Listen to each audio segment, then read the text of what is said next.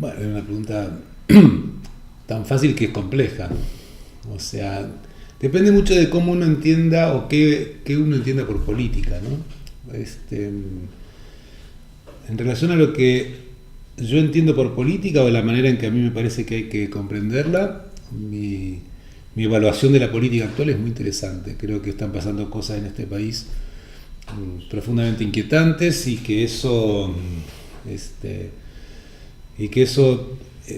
implica una pequeña transformación del modo en que se venían desarrollando las cosas hasta ahora, al menos desde el tiempo que yo vivo en Chile, y siempre y cuando entendamos por política no lo que está vinculado al ámbito de la gestión, de la gubernamentalidad, de la administración del poder, sino las maneras en que las personas y los cuerpos definen sus modos de estar juntos. Si uno entiende política por eso, si la entiende así, entonces, si se entiende la política como el arte de desarmar y rearmar comunidades de manera libre por parte de quienes participan de la vida en común, la política está pasando por un gran momento. Y a la gubernamentalidad, es decir, a un antiguo modo de designar la política, le está yendo, por la misma razón, evidentemente mal. Y a mí me parece muy interesante que siempre que le va mal a los gobiernos, de alguna manera yo me hago de alguna que otra esperanza.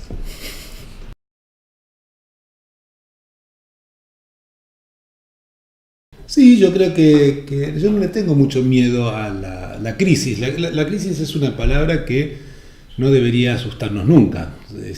Que para quienes estamos en cierto lugar y nos hemos acostumbrado a ese lugar, la palabra crisis es una palabra siempre bienvenida, ¿no? Yo no le tengo miedo a la crisis, siempre creo que puede haber algo interesante en ella. Y en ese sentido, creo que la crisis se puede o no producir según la testarudez de los que se resisten a comprender que en este país hay un conjunto de sensibilidades que se han transformado radicalmente, y eso tarde o temprano va a tener que ser comprendido. Si no, seguramente puede haber una crisis, pero esa crisis no va a ser responsabilidad de quienes están trabajando comprometidamente por la política como tal, digamos, ¿no? Es decir, restituyéndole a esa queridísima palabra los honores que debe tener y las funciones que debe cumplir, ¿no? Es decir, la función de emancipar la palabra del dinero y darle una autonomía a los modos de debatir y de discutir, ¿no?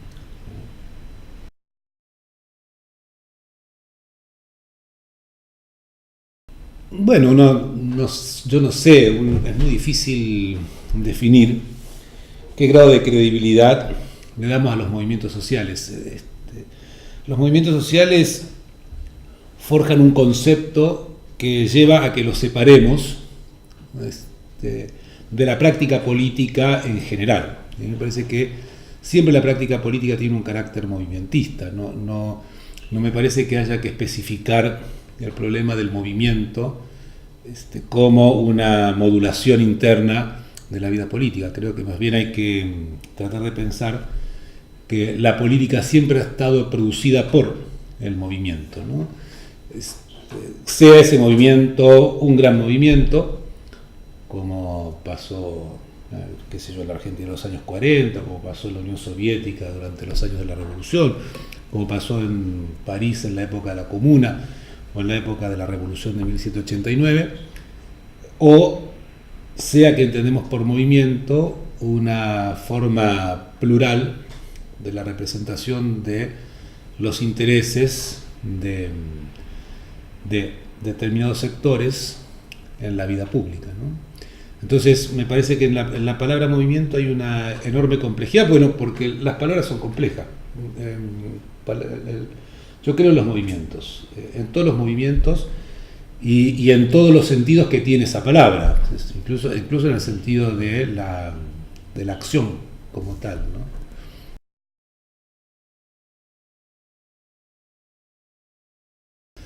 Bueno, yo creo que es muy difícil definir cuánta expectativa nos hacemos con las repercusiones que las actividades políticas tienen en las formas de gobernabilidad. Este, creo que hay que eliminar la pregunta que permanentemente nos hacemos acerca de cuál es la consecuencia de que políticamente nos movamos. A mí me parece que el hecho de que nos movamos políticamente es algo en sí mismo y muy valioso, porque tiene que ver con la redistribución de los espacios, de las sensibilidades, de los modos de pensar, de las maneras de sentir, de las formas de interactuar entre las personas, y con independencia, creo que eso siempre modifica los modos en que se gobierna, ¿no? Pero con independencia de cuánto lo modifique, me parece importante considerar que en esa actividad hay siempre algo profundamente interesante, ¿no? No, yo creo que lo que quería agregar era esto, que a veces la pregunta un poco obsesiva, derecha e izquierda, acerca de cuáles son los efectos o las repercusiones del movimiento, tienen un carácter inmovilizador. No sabemos si voluntario o involuntariamente inmovilizador.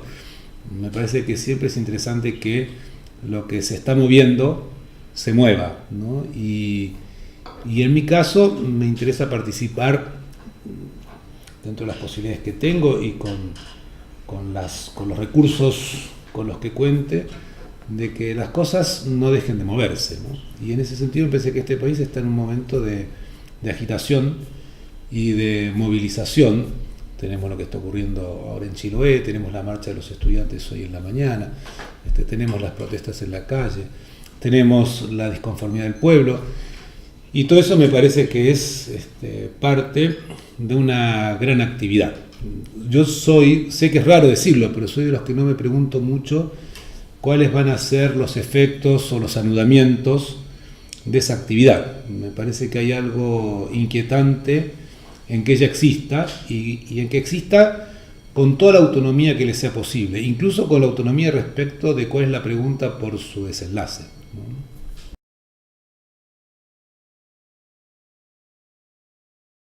Sí, y de que se mueva sin preguntarse respecto de hacia dónde va, porque la política no atesora una pregunta acerca de hacia dónde vamos, ¿no? La política atesora una pregunta acerca de qué hacemos y cómo transformamos nuestras maneras de ocupar el espacio. Y mientras esa pregunta esté presente, y siempre tiende a estar presente, tenemos política, digamos, ¿no?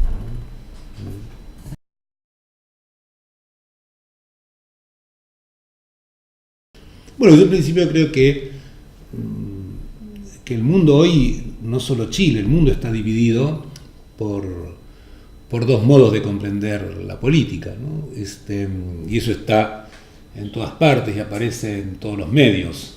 Y por supuesto que una parte se exhibe más con resultados simulacralmente más esperanzadores y otra se oculta más. Pero que que la gran división del mundo hoy, si se pudiera hablar así, de manera maniquea, es la división entre la política pensada desde el uso libre del lenguaje y de los debates, y la política impregnada y subordinada a los intereses del dinero. Creo que eso es una división, y por supuesto que a mí me interesa mucho más la política emancipada de las presiones impuestas por el dinero. Eso lleva a una segunda pregunta, que es también una gran pregunta y para la que por supuesto no tengo una respuesta, como seguramente no voy a tener una respuesta para ninguna pregunta, ¿no? Y que es ¿qué hacemos con el Estado? ¿Tiene que haber Estado? ¿No tiene que haber Estado? Etcétera, ¿no? Yo creo que es importante el Estado como un dispositivo de supresión de la presión del dinero sobre la política, ¿no? Y que en ese sentido siempre es bienvenido ese dispositivo, o sea, siempre es bienvenido que haya un Estado que se hace responsable de administrar ese bien conjunto formado por todos, ¿no? Y bueno, y uno también tiene que aterrizar a veces la política a sus circunstancias más cruciales, más dramáticas y más inmanentes. Y a mí me parece que en este momento sí sería muy interesante que en Chile el Estado se haga muchísimo más presente, por supuesto, de lo que se ha hecho durante los últimos 50 años, ¿no? No solo creo que es necesario, creo que es urgente y que los gobernantes no quieren comprender esto y es hora de que lo comprendan, si no las consecuencias van a ser muy grandes también, ¿no?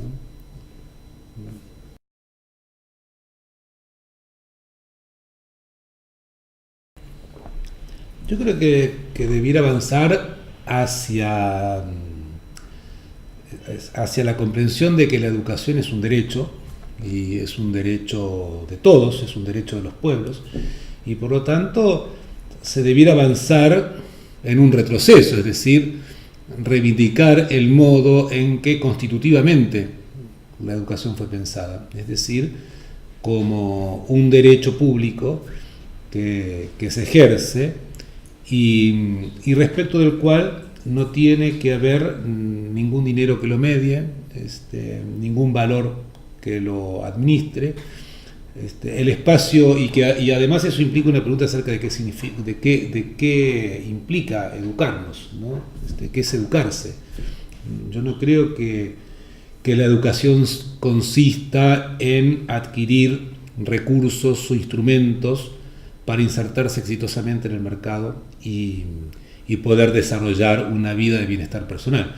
Creo que la educación debiera consistir, sobre todo la educación universitaria, en una suspensión, en una gran interrupción de la relación entre los medios y los fines, y esa gran interrupción implica la universidad no como un espacio en el que se difunden conocimientos útiles y productivos solamente, sino en la universidad como un espacio en el que se reflexiona. La reflexión no es la articulación de un contenido que se transfiere del maestro al alumno.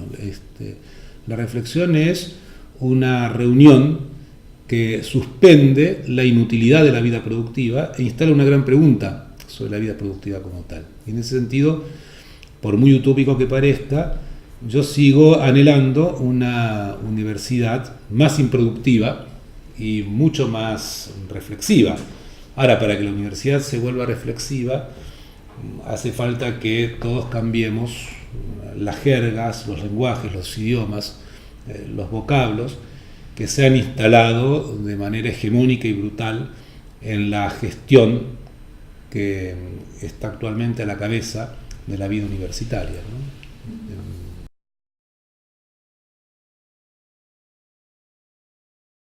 No, yo creo que la educación tiene que ser pública, tiene que ser gratuita, que las personas nos educamos, no tendríamos por qué pagar por eso, entre otras cosas porque sería un problema para la vida en común, son un problema para la vida en común las personas no educadas, por lo tanto, incluso desde esa perspectiva instrumental, es necesario que la educación primaria y secundaria sea algo a lo que todos accedemos de manera pública, luego de lo cual podremos optar, en vías de esa educación que tuvimos, cuáles son los dioses en los que creemos, sean esos dioses uno de carácter cristiano, o uno budista o musulmán, o el dinero, o la generosidad. Cada uno tiene sus dioses, pero esos dioses no deberían ser instalados o emplazados a partir de el uso de la educación primaria o secundaria.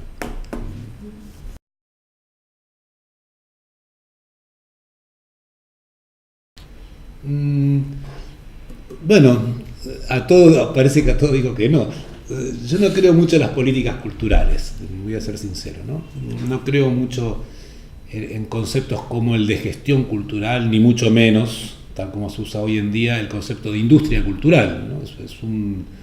Es un revés del guante de esa noción, tal como había sido avecindada por grandes pensadores como los escritores y los filósofos de la Escuela de Frankfurt.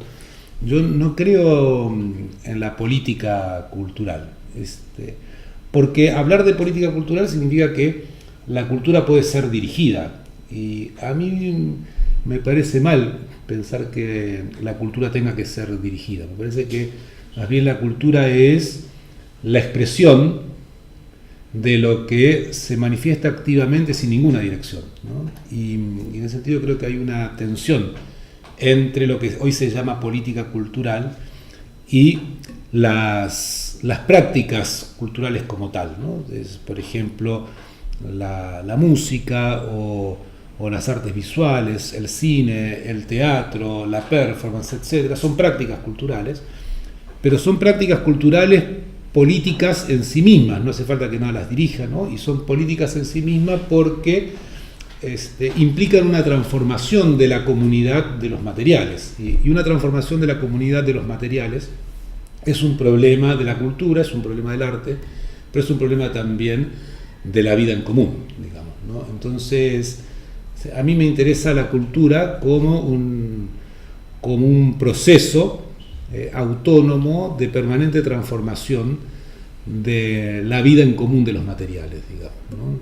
A mí no me parece que, por ejemplo, John Cage, o Duchamp, o Manet, o Robert Bresson, o Bélatar, etcétera, etcétera, o Enrique Lin, o Eugenio Dirpon, o Gonzalo Díaz, etcétera, podríamos nombrar una gran cantidad de artistas, ¿no?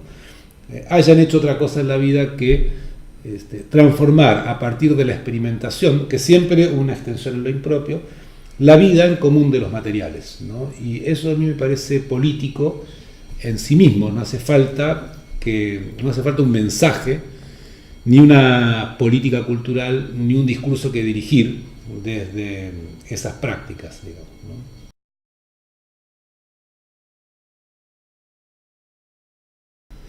Bueno, yo creo en eso.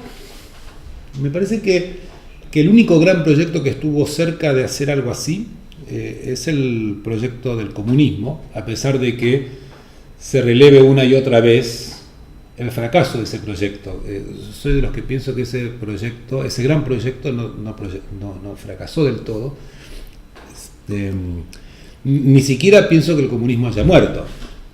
Pienso que el comunismo está vivo de otra manera, en otras encarnaciones, en otras reconfiguraciones, en otros fantasmas de los que a lo mejor poblaba la Unión Soviética o los países de la Europa del Este 70 o 80 años atrás. Y creo que ese gran proyecto era, y hay que decirlo, el de construir una comunidad fundada en la improductividad de un arte, ¿no? Y que fuera de ese proyecto el arte siempre fue, y parece volver a ser, lo que había sido un pequeño pasatiempo para las clases cultas, para las clases letradas, y en ese sentido claro que el arte necesita apoyo, ¿no? Pero es una gran pregunta respecto de quién debe ser el que apoye un arte, ¿no? Porque el arte necesita apoyo, pero no estoy seguro de que lo necesite, ¿no? no estoy seguro de que a las formas de experimentación que son inmanentes a todo arte le venga bien necesariamente el ser financiado, ¿no? Claro, con esto se nos instala un gran problema. ¿Qué hacemos con Fondar? ¿Qué hacemos con las políticas de Estado? ¿Qué hacemos con los gobiernos? Etcétera. Bueno, no sé qué hacemos, no sabría cómo responderlo. Y tampoco me gustaría quedar como un conservador que está diciendo que el arte haya que dejarlo para los pueblos y punto, ¿no? Pero creo que los pueblos tienen grandes potencias igualitarias y que esas grandes potencias igualitarias de los pueblos se han mostrado siempre en el arte, ¿no? Y eso a lo mejor no necesita un financiamiento, en el sentido de que las grandes fiestas campesinas en la época medieval o las bodas de los pobres que eran felices, pintadas por Bruegel a partir de 1568, no necesitaban financiamiento del Estado, ¿no? A lo mejor lo que sí necesitamos es escribir más libros, devolviéndole a la historia algo que es suya y que es la manera expresiva en la que las potencias igualitarias de las tradiciones populares participaron una y otra vez de mutaciones que la historia una y otra vez volvió a ignorar.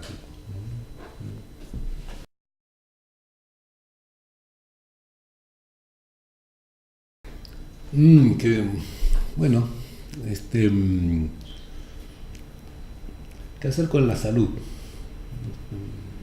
Es un problema delicado porque es el mismo problema que ha ocurrido en la educación desde otro registro, es decir, la salud está completamente medicalizada y completamente manipulada por lobbies de holdings transnacionales que han tenido haciendo con la vida de la gente lo que se les da la gana. Todos sabemos eso, por negligencias y descuidos de quienes tenían que velar porque la salud sea un bien de todos, ¿no? Es lo que pasa, por ejemplo, con las penas o con las tristezas de la gente. La gente se entristece porque le ha sido arrebatada su tiempo, le ha sido arrebatado sus momentos, sus descansos, le ha sido arrebatada su serenidad. Entonces, ¿qué hacemos con esa gente que sufre? Bueno, en lugar de permitirles que ese sufrimiento se manifieste y se exprese libremente como un gran aporte también al problema político, los medicamos, ¿no? Y entonces les decimos que están enfermos, tienen depresiones, que ya no cuentan con salud mental, los encerramos, los mandamos a los manicomios, sin hacernos cargo de que la pena o la tristeza no es una enfermedad, no es una enfermedad, ni es una enfermedad mental. Es un estado natural de todos aquellos que no han podido escoger en qué fatigarse y en qué vida vivir la vida que tienen, ¿no? Y eso no es una enfermedad, esa es una tristeza que tiene que ser asimilada y aceptada como tal. Las empresas internacionales, los laboratorios, los holding, la medicina privada ha hecho un uso descarado de esto, porque no solo han empobrecido a la gente, la han oprimido y explotado, sino que también les entregan pastillas para adormecerlos e impedirles el lujo de estar triste, ¿no?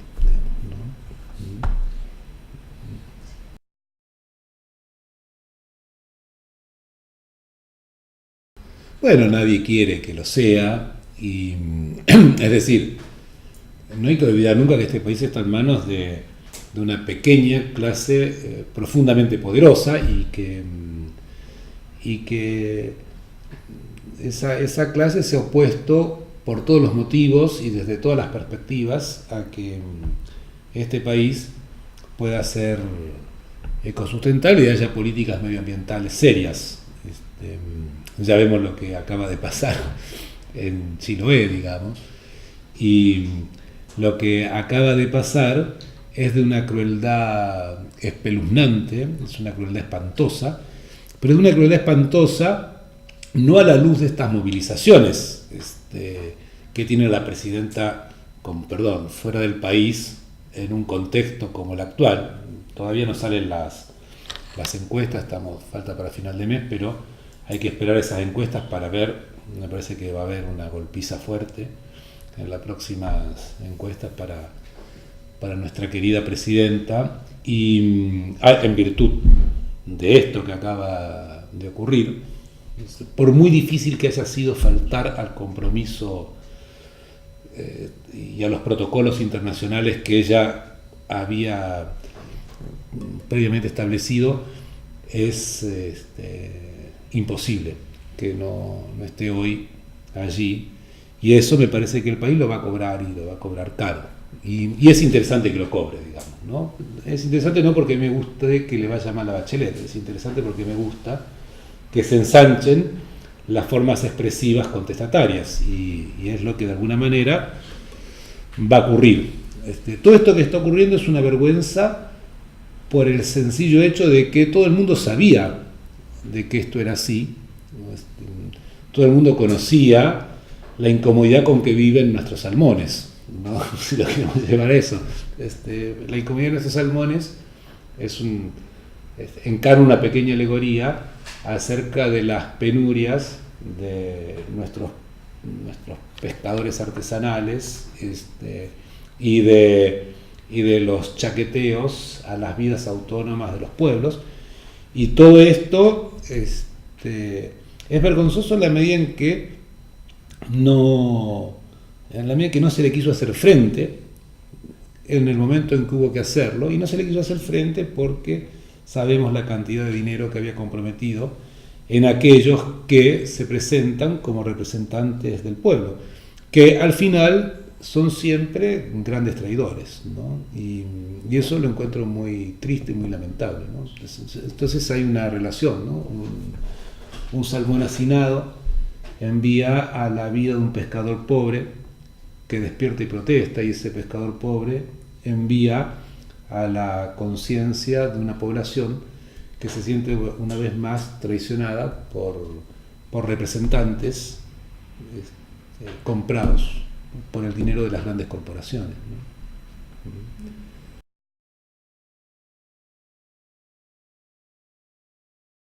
El país vive hoy sumido en una ilusión, porque las bicicletas financieras son ficciones, son formas narrativas, y son pequeños mundos literarios al interior de los cuales viajamos también, ¿no? Y nosotros viajamos un poco al interior de ese mundo, y la verdad de este país es que cualquier ajuste estructural, es decir, cualquier intento por pasar en limpio la vida de este pueblo a lo que le ha quedado en términos de recursos propios, puede tener consecuencias también muy catastróficas, y eso también está siendo hoy un indicador respecto que nos dice lo difícil que parece ser transformar las cosas, ¿no? Incluso contando con voluntad política para hacerlo, ¿no? Lo que me refiero es que por mucho que se diga lo que se dice en la prensa, etcétera, este país no es Brasil, no es Argentina, no es México, etcétera, etcétera. Ni siquiera es Venezuela, digamos. Pase por la crisis que pasó en Venezuela. Lula recordaba tiempo atrás que si los recursos naturales de Argentina y de Brasil se sumaran, serían la tercera reserva del planeta. Chile no está en esa situación, ni de cerca, ni muy parecido, y eso implica adiciona una dificultad y adiciona una situación muy delicada a la hora en que quiera transformarse ese régimen de acumulación. No creo que haya que olvidar que la burguesía vino al mundo moderno con una revolución inconclusa, porque cuando se quitó de encima los obstáculos que a su régimen de acumulación le imponía el feudalismo, etc., se encontró con los obstáculos que le imponía el Estado y el debate colectivo acerca de la distribución de los recursos, ¿no? Y poco a poco esa burguesía fue avanzando en liberar cada vez más su lógica de acumulación hasta llegar al extremo que tenemos en Chile. Chile debe ser una de las expresiones más fuertes de la liberación radical del modo de acumulación burguesa, que es efecto de una larga ofensiva, ¿no? Es una ofensiva que viene desde hace mucho tiempo atrás y que en este país halló una configuración singular y profundamente exitosa para lamento de su propio pueblo, ¿no?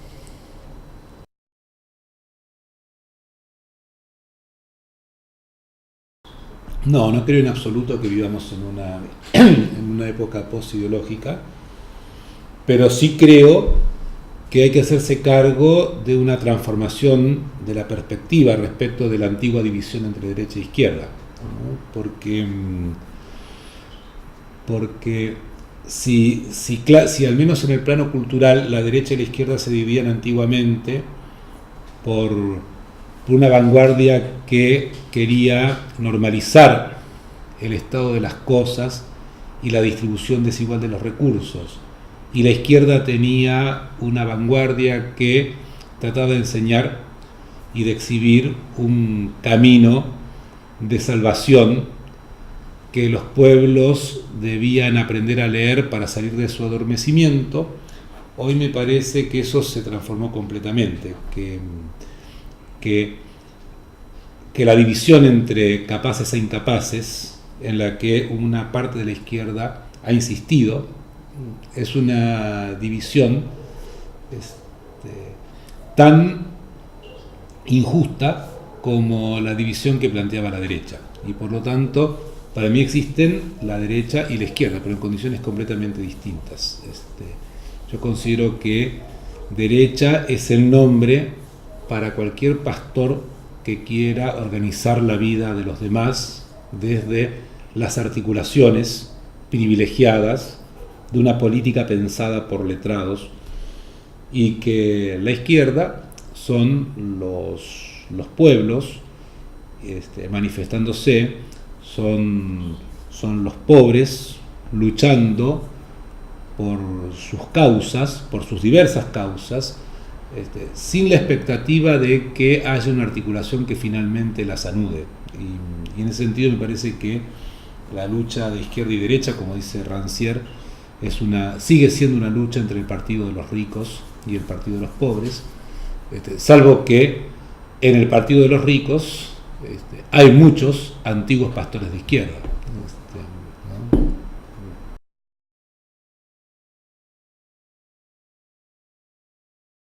A mí me parece que siempre hay oposición, ¿no? En ese sentido tengo una fe profunda en la oposición. Por ejemplo, partiendo por el hecho de que a mí me tocó estar siempre del lado de la oposición. Quizá hubiera oscilado si me hubiese quedado en la Argentina kirchnerista, donde seguramente hubiera tenido mis ambivalencias respecto de si estar o no estar al lado de ese gobierno, del que yo pienso realmente bien y al que siempre le rindo, aunque más no sea en secreto, algún homenaje. Y creo tener razón, sobre todo a la luz de lo que está haciendo hoy una política nacida del cretinismo de los empresarios y los poderosos reinstalados por Macri, que en tal caso es un payaso de Clarín y de Mañeto, ¿no? Entonces, Pero como no estaba en Argentina, me tocó siempre estar del lado de la oposición, o sea, nunca pertenecí a otro lado. Y, y me siento contento de eso porque siempre me sentí muy acompañado estando en la oposición, digamos. Creo que también hay que pensar en la soledad del poder. Y yo no he conocido el poder en esos sentidos, pero tampoco he conocido la soledad. Y creo que que la oposición siempre tiene algo de saludable. Mis dudas son si esa oposición tiene que ser completamente dirigida o esa oposición tiene que hacerse cargo de cómo es expresada por quienes verdaderamente se oponen a los actos de los gobiernos, ¿no? Y ahí también me parece que hay siempre una falla en este país, es decir, que está deformada la palabra oposición, porque la oposición no es la de una mayoría convertida repentinamente en minoría respecto de otra mayoría.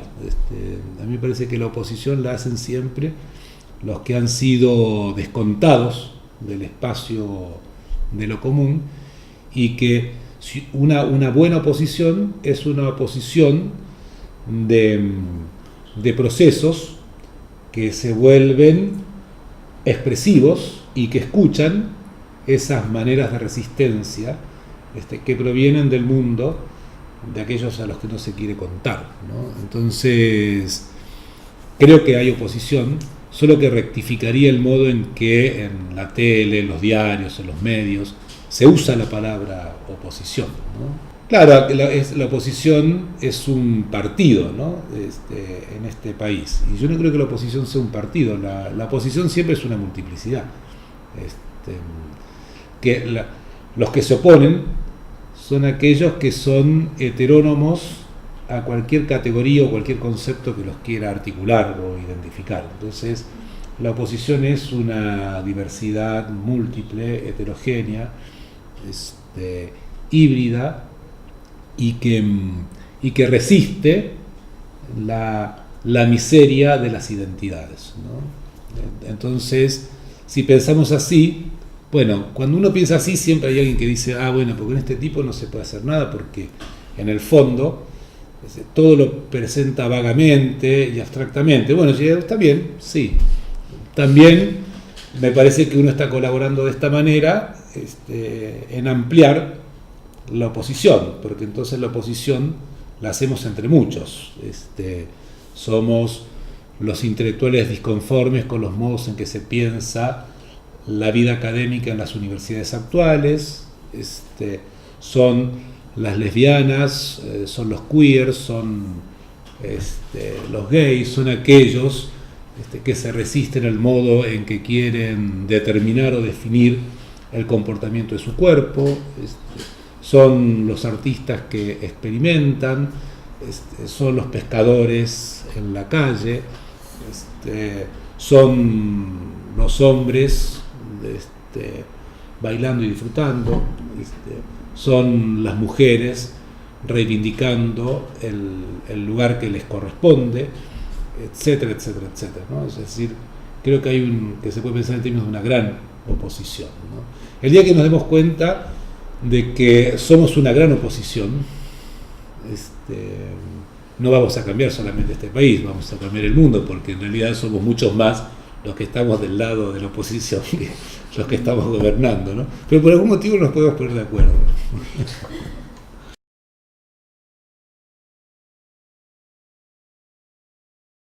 No, para mí no existen los ciudadanos. No es un invento, el ciudadano es un invento, es una especie de rémora de una mezquina creación burguesa que no tiene ninguna importancia, por lo menos en el modo en que yo comprendo la política. Para mí no existen los ciudadanos. Por ejemplo, Macri habla de ciudadanos, ¿no? Seguramente en Brasil, luego de todo esto que ha ocurrido, se hablará de ciudadanos. Seguramente cuando se derroque a Maduro en Venezuela, hablarán de ciudadanos. Y en Chile se habla de ciudadanos. Lo increíble es que la izquierda también, o aquellos que parecen definirse desde ese lado, también hablan de ciudadanos. Y para ser de izquierda lo primero que hay que cambiar e incluso desterrar es la palabra ciudadano, ¿no? Porque un ciudadano es simplemente un individuo que define o cree que define singularmente su vida de acuerdo a la agregación-desagregación en un sistema regulado por el capricho del mercado. Y entonces podemos hablar de los derechos de la ciudadanía o de los derechos del ciudadano. Pero a mí me interesa mucho más el concepto de pueblo que el de ciudadano, que es un concepto interesante que hay que retomar porque el pueblo no es una cosa, no es una identidad, no es algo. El pueblo es una multiplicidad, es un híbrido al que todo nombre le incomoda. Antes se decía que no había que usar la palabra pueblo porque la palabra pueblo podía querer significar cualquier cosa. Ahora se podría decir que precisamente porque la palabra pueblo significa cualquier cosa, hay que usarla más. Hay que usar más palabras que digan menos, pero que tengan una mayor oscilación en su significante libre, ¿no? A mí me parece que es importante pensar eso. Ese es un problema de la performance, ¿no? Así que, luego de esta pequeñísima explicación, diría, no creo en la palabra ciudadano, ¿no? Yo creo que la gente ya hace muchas cosas, digamos, ¿no? Lo que pasa es que la gente hace muchas cosas. El problema no es que la gente no esté haciendo cosas. El problema es que estos gobiernos, mitad barbarizados, mitad testarudos, y si quedara algo, maliciosos y cretinos, siguen siendo indiferentes a las cosas que ocurren en la calle, pero las personas hacen cosas, ¿no?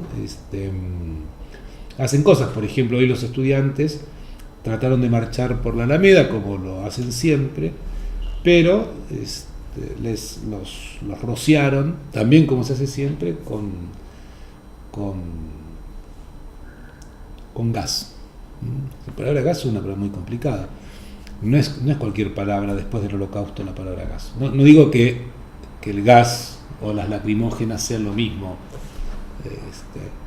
pero no se debiera usar con naturalidad esa palabra, la palabra lacrimógena, ¿no? Y sin embargo, vemos cómo todos los días se vuelve a reprimir con lacrimógenas. Esas lacrimógenas las pagamos todos, la pagamos cada uno de los que habitamos este país. Yo pago, ustedes pagan esas lacrimógenas, que se desperdician haciendo llorar a los que por algún motivo están más alegres también, ¿no? Y todo eso me parece incomprensible, me parece inexplicable.